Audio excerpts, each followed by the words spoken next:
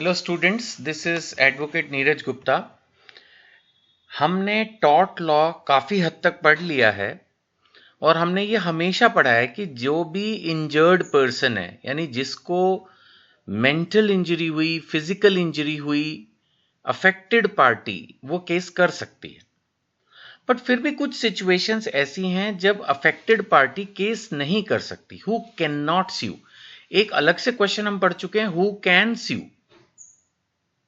अब हम एक क्वेश्चन ये पढ़ रहे हैं, who can not sue in the law of tort, कि कुछ लोग हैं जो केस नहीं कर सकते, हु कैन नॉट स्यू। चलिए, कौन कौन है जी? आमतौर पर तो कर ही सकते हैं, इसमें कोई बात ही नहीं है। जब आप इसको पढ़ोगे पैराग्राफ को तो आपको आराम से समझ में आ जाएगा। मेन है जैसे फर्स्ट पॉइंट, एलियन एनिमी। अब इमेजिन कीजिए कि इंडिया की किसी कंट्री के साथ, स्पेसिफिक नाम नहीं भी लें, चाहे वो फिर कोई भी देश है, नेबरिंग कंट्री है मान लेते हैं, उसके साथ लड़ाई हो रही है और उसका कोई सिटीजन इंडिया में है, तो वो इंडियन कोर्ट्स में ड्यूरिंग द वॉर केस नहीं कर सकता। देखिए, एनिमी कोई भी तभी एनिमी होता है जब वॉर चल रही होती है, when war is declared. Routine में आप अपने मन से किसी को दुश्मन मानते रहो, वो नहीं चलता है। लॉ के हिसाब से when the country is at war with the country where the court is situated, यानी जब वॉर डिक्लेयर्ड है कि ऑन है और अभी खत्म नहीं हुई है, ऑफिशियली वॉर चल रही है, उस पीरियड में उस देश का जो दुश्मन नागरिक है वो उस दूसरी कंट्री में जिसके साथ वॉर चल रही है, जैसे अब स्पेसिफिक एग्जांपल लेना ही पड़ेगा लग रहा है मुझे, कि जैसे पाकिस्तान का कोई आदमी, for example India Pakistan war चल रही है और उस समय पाकिस्तानी कोई इंडिया में है, तो वो इंडियन कोर्ट में कोई केस नहीं कर सकता। हाँ, अगर वो परमिशन के साथ है, लाइसेंस है उसके पास यहां रहने का, तो कोर्ट में allow in certain circumstances. Routine में ऐसा नहीं होता। कन्विक्ट्स, कन्विक्ट का मतलब होता है दोष सिद्ध अपराधी। याद रखना, अक्यूज्ड की बात नहीं हो रही, जिस पे केस फाइल किया हुआ उसकी बात नहीं हो रही। कन्विक्ट का मतलब होता है जिस पे जजमेंट पास हो चुकी है कोर्ट में, दोष सिद्ध अपराधी।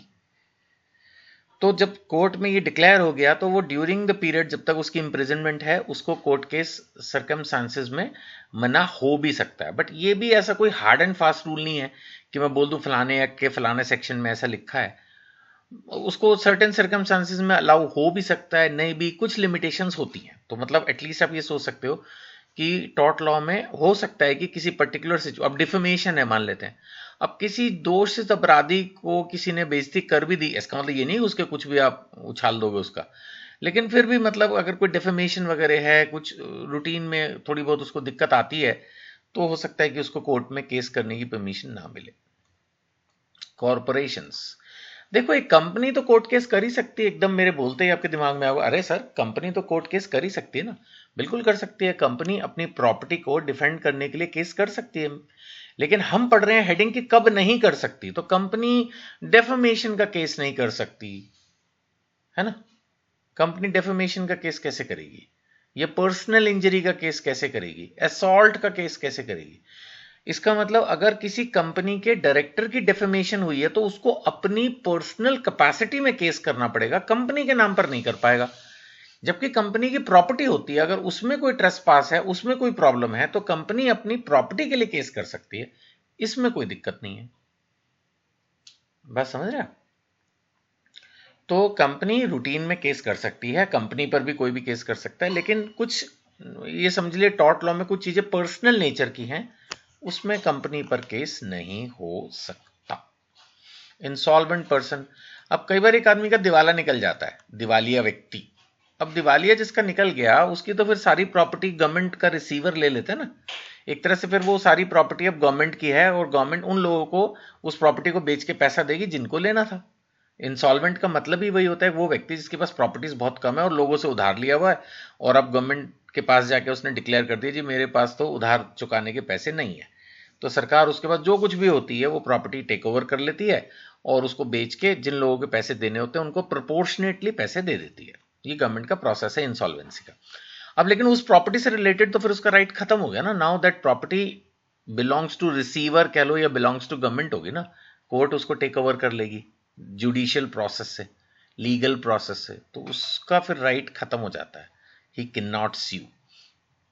मैरिड वुमन, फालतू का पॉइंट है ये, पता नहीं कौन से जमाने में होता था, कोई ईयर्स तो मुझे मिले नहीं ढूंढने पर, उसमें लिखा है कि मैरिड वुमन को केस करना अलाउड नहीं था, वो हस्बैंड के थ्रू ही करेगी। पता नहीं कब होता था, अभी तो ये पॉइंट फालतू ही है, लेकिन फिर भी एग्जाम में आप लिख सकते हो कि कभी होता था, अभी तो ऐसा कुछ नहीं है। Married woman has all the right, she can sue. तो ये सही पॉइंट है भी और नहीं भी, लेकिन पढ़ लेना इस सेंस में, ठीक है कि कहीं आ जाए तो आपको कंफ्यूजन नहीं होनी चाहिए। Married woman has no limitation as on date, वो कोई भी केस पूरी तरह से कर सकती है, कहीं अब लॉ में कहीं कोई लिमिटेशन नहीं है। माइनर्स, हाँ अभी भी माइनर तो फिर बच्चे हैं ना, माना कोई 3 साल का बच्चा हो, 5 साल का हो, तो उसको क्या समझ है कोर्ट केस की, तो फिर तो वो पेरेंट्स के थ्रू करेगा। माइनर के नाम पर केस नहीं हो पाएगा, वो होएगा तो थ्रू पेरेंट्स ही होएगा, because they are considered legally incapable of managing the legal proceedings. Importance regulate करने जैसा ही है, it's these limitations do not completely deny justice, ऐसा नहीं है, but regulate the way legal actions में बी ब्रॉट। कुछ तो नियम कानून बनाने ही पड़ेंगे ना। अब अगर आप एक कन्विक्ट को, एक एनिमी को भी केस करना अलाउ कर दो तो वो भी तो सही नहीं है ना। सो दैट्स इट, इतना ही है इसमें। तो हमेशा जैसे मैं वीडियो के एंड में बोलता ही हूँ, फेस टू फेस क्लासेस की रजिस्ट्रेशन के लिए हिंदी इंग्लिश की जो मेरी ये बुक है, इसको खरीदने के लिए आप कांटेक्ट कर सकते हैं। कोई भी डाउट है तो भी आप अपना क्वेश्चन या तो यूट्यूब पर या इन नंबरों पर जो दिए गए हैं व्हाट्सएप कर सकते हैं, I will try to reply. और इसके अलावा मेरा एक व्हाट्सएप चैनल है, उसको जरूर सब्सक्राइब कर लेना, उस पर लेटेस्ट यूनिवर्सिटी अनाउंसमेंट्स भी रहती हैं, इंपॉर्टेंट क्वेश्चंस, प्रैक्टिकल टिप्स, सब चीज़ें मैं एनजीपी लॉ कॉलेज के अपने व्हाट्सएप चैनल पर डालता हूँ। Thank you.